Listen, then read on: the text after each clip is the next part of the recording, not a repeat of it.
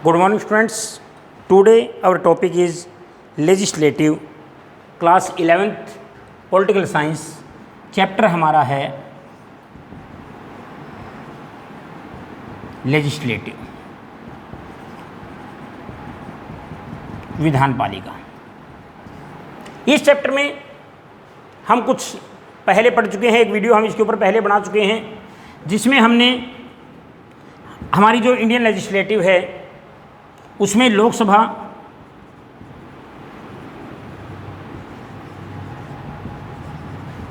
राज्यसभा और प्रेसिडेंट, इसके बारे में हमने डिस्कस किया कि विधानपालिका क्या काम करती है। Legislative making laws for us, Bharat के लिए कानून बनाने का काम लेजिस्लेटिव करती है।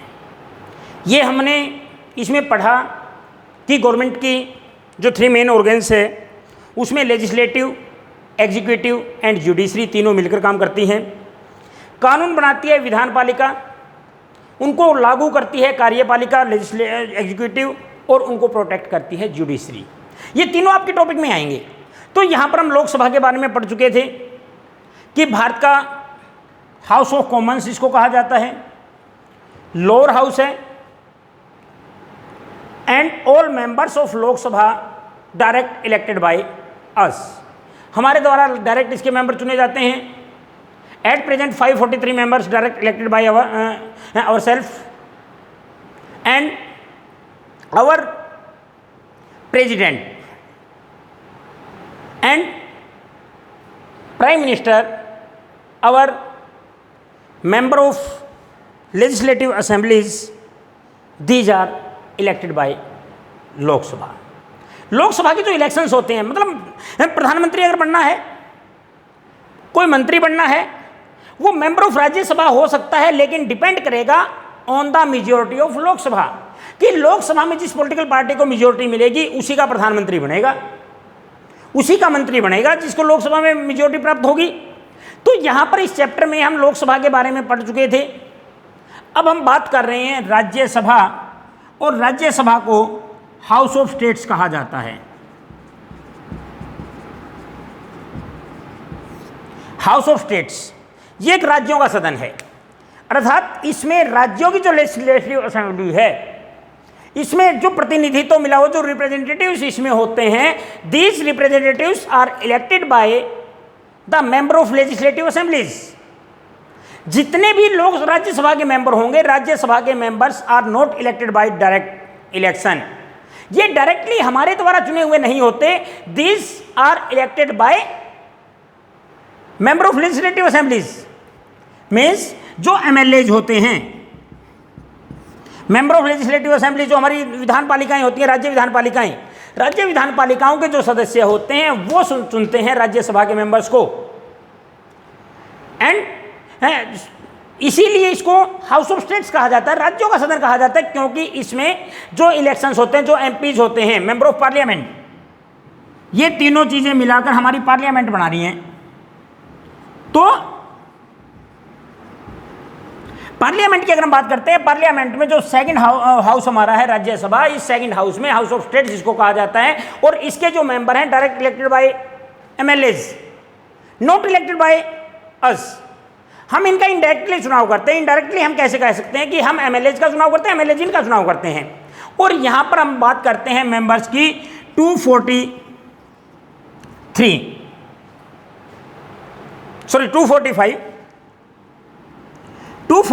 एट प्रेजेंट इसमें है।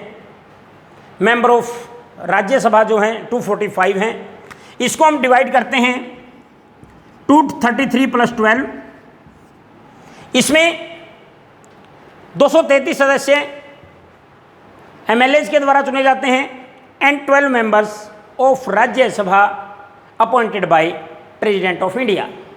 इसके 12 सदस्यों का चुनाव प्रेसिडेंट करता है। 233 सदस्यों का द्वारा इनडायरेक्ट इलेक्शन के द्वारा हम करते हैं, लेकिन डायरेक्ट इनका चुनाव एमएलएज करते हैं, जो स्टेट लेजिस्लेटिव असेंबलीज हैं उसके जो मेंबर होते हैं उनके द्वारा किया जाता है। अब यहाँ पर जो 233 सदस्य हैं प्लस 12 सदस्य जो होते हैं, 12 सदस्य कौन होंगे? जैसे हमने उसमें बोला 543 + 2, ये 2 कौन थे? ये 2 मेंबर्स थे एंग्लो इंडियन कम्युनिटी के। और यहां पर जो किसी कला के क्षेत्र में, साइंस के क्षेत्र में ख्याति प्राप्त कोई व्यक्ति है उसको इसमें चुना जाता है। जैसे आपने अभी पता हो सचिन तेंदुलकर को भेजा गया था राज्यसभा में। ये सारी चीजें राज्यसभा में मतलब कोई बड़ा मतलब कोई स्पोर्ट्स पर्सन इसमें हो सकता है, कोई राइटर हो सकता है, कोई साइंटिस्ट हो सकता है, कोई इंजीनियर हो सकता है, काफ़ी फेमस, या कोई ऐसा व्यक्ति जिसने भारत का काफ़ी नाम रोशन किया हो, ऐसे व्यक्ति का चुनाव इसमें किया जाता है।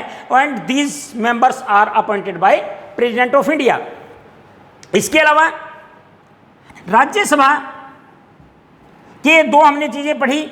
इसके बाद इसको हम एक परमानेंट हाउस बोलते हैं।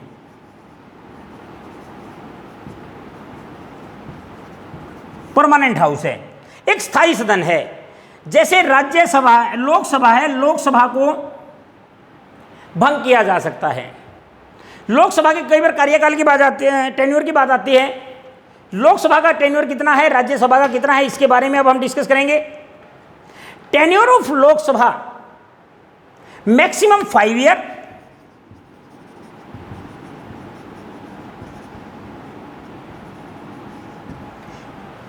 Tenure of Lok Sabha maximum 5 years, but it's depends on majority. Maximum तो 5 साल होता है भाई, 5 साल के बाद इलेक्शन होंगे ही होंगे। लेकिन अगर हम बात करते हैं मेजोरिटी के ऊपर डिपेंड करता है कि जब भी लोकसभा के पास जितने लोकसभा में जो रूलिंग पार्टी है, रूलिंग पार्टी के पास जब तक मेजोरिटी होगी तब तक लोकसभा का कार्यकाल चलेगा। इसका एग्जाम्पल मैंने पहले भी आपको दिया, अभी एक बार मैं दोबारा आपको इसके बारे में बता रहा हूं।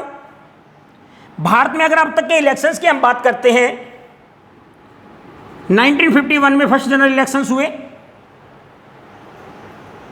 उसके बाद 5 साल के बाद इलेक्शन होते चले गए। 1971 में इलेक्शन हुए, लगातार 5 साल के बाद होते रहे। 56 में हुए, उसके बाद 61 में हुए, फिर 66 में, फिर 71 में। यहां पर 25 जून 1975 को इमरजेंसी घोषित कर दी। यहां पर इलेक्शन पोस्टपोन हुए और इसके बाद इलेक्शन हुए 1977 में। 6 साल का कार्यकाल ये था, क्योंकि इमरजेंसी पीरियड जो 1 साल का रखा गया वो इसी दौरान आया। 1977 में इलेक्शन हुए। 1977 के इलेक्शन के बाद मेजोरिटी किसी को नहीं मिली। छोटी छोटी मतलब पॉलिटिकल पार्टियों ने मिलकर, जिसमें जनसंघ और कुछ पॉलिटिकल पार्टियां उनके साथ में मिल गई, प्रधानमंत्री भारत में बनाया गया, जिसको 1979 तक की अगर हम बात करते हैं, 2 साल के दौरान, इन 2 ईयर्स में भारत में 2 प्रधानमंत्री, मोरारजी देसाई और चौधरी चरण सिंह 2 प्रधानमंत्री बनाए। और जो इलेक्शन 1977 के बाद 1983 में होना था, 1982 में, वो इलेक्शन हुआ 1979 मिड इलेक्शन। ये जो मिड इलेक्शन यहां पर हुआ, इसके बाद इलेक्शन 1984, 1989, यहां पर फिर ऐसे ही हुआ कि 1989 के बाद 94 में होना था, लेकिन इलेक्शन हुआ 1991 में, क्योंकि यहां पर भी 2 साल में चंद्रशेखर और वीपी सिंह ये 2 प्रधानमंत्री बदले। यहां पर फिर मिड इलेक्शन हुए और मिड टर्म इलेक्शंस के बाद 1996 में इलेक्शन हुए। 1996 के बाद फिर इलेक्शन होने थे 2001 में, लेकिन यहां पर जो इलेक्शन हुए 1998 ये मिड टर्म इलेक्शन थे।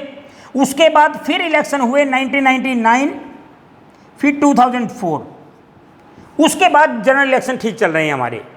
तो यहां पर हम टेन्योर की बात कर रहे हैं, और टेन्योर के लिए अगर मैंने ये एग्जांपल आपको दिया, यहां पर अब आपको एक सीधी सी बात स्पष्ट है कि 1977 टू 1979 यहां पर मिड टर्म इलेक्शन हुए, 1989 से 1991 यहां पर मिड टर्म इलेक्शन हुए, और यहां पर 1996 के बाद 98 में, 99 में यहां पर मिड टर्म इलेक्शन हुए, जो मध्यावधि चुनाव हुए।